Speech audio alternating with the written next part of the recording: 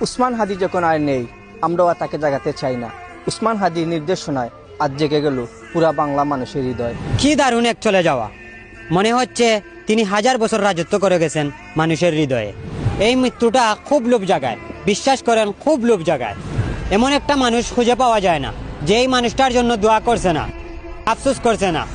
উসমান হাদি ভাই রক্তের কেউ নন। রক্তের সম্পর্ক না থাকার পরও একটি মানুষের জন্য এভাবে বুক ফেটে কান্না আসতে পারে, এই অনুভূতিটা জীবনের প্রথম উপলব্ধি করলাম।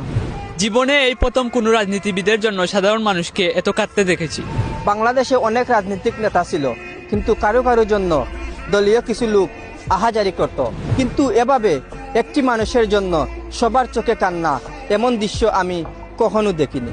কেন ওরা চলে যায় বুক ভেঙে দিয়ে, সব কিছু ছেড়ে ওই শহীদ মিছিলে? হৃদয়েরই জানালাতে ওরা উকি দেয় বিপ্লবেরই সেই সে পথে।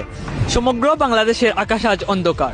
আল্লাহ এমন শক্ত, এমন নির্ভীক কণ্ঠ, এই দেশের মানুষের কথা কি কেউ কোনোদিন এইভাবে সাহস করে বলতে পারবে?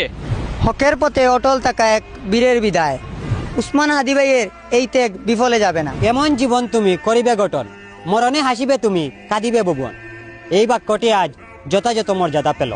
পুরুষ মানুষ এত সহজে কাঁদে না, কিন্তু হাদি ভাইয়ের জন্য কেঁদেছে হাজারো কোটি মানুষ। আর নয় স্বার্থনীতি, চলবে না দল গুলামের পক্ষপাতী। এক বাক্যে সবাই এক হই, আজ আমরা উসমান হাদি।